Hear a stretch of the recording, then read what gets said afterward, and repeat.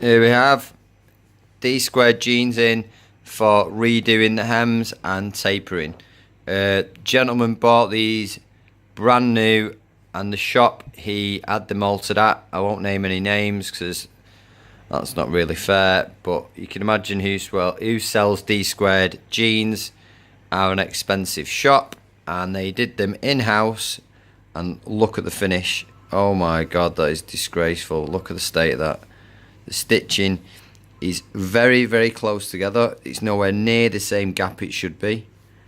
And what they've done is, if you look very closely, they didn't have the thick thread like what we have. So what they've done is they've done 2 layers of stitching to make it look thick. Anyway, so basically, yeah, he's had them shortened. It wasn't happy with the finish. There's no aging at all to the hems or anything, so we're going to be redoing this for him. We're going to be tapering in the legs, because obviously when you shorten them, sometimes they go wider.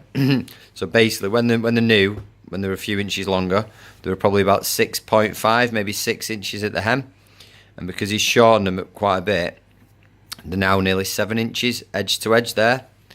So basically, what we're going to do is we're going to taper the leg in for him, and then I'm going to refinish the hems with the correct cotton, with the right finishing, and then after we've done that, then I'm going to age the hems so it's got a bit of scuffing on it, you know, like what D squared jeans have. I'm going to be doing a bit of aging work on the hems, and then just make them look basically like they should do from the factory. That's what we always aim for here at the Denim Doctor. So if you've got any D squared jeans and you need them sorting out, need any work doing on them, drop me a message. It's michael@thedenimdoctor.co.uk. I'm also on Instagram. You can find me on there if you have a search. Lots of before and after examples of work that I've been doing.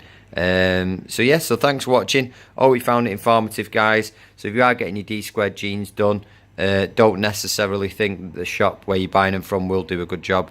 Sometimes they don't do a good job. As you can see here, they can sometimes do quite a poor job. So it's always worth doing your research and making sure that the tailor who's doing the work, knows what they're doing with D squared jeans, and they've got all the right thick cottons and everything. So yeah, because not everyone's got all these thick threads like what we have. So yeah. So thanks for watching, guys. Really appreciate all the support on the channel, and have a great day. Thanks for watching. Cheers. Bye bye.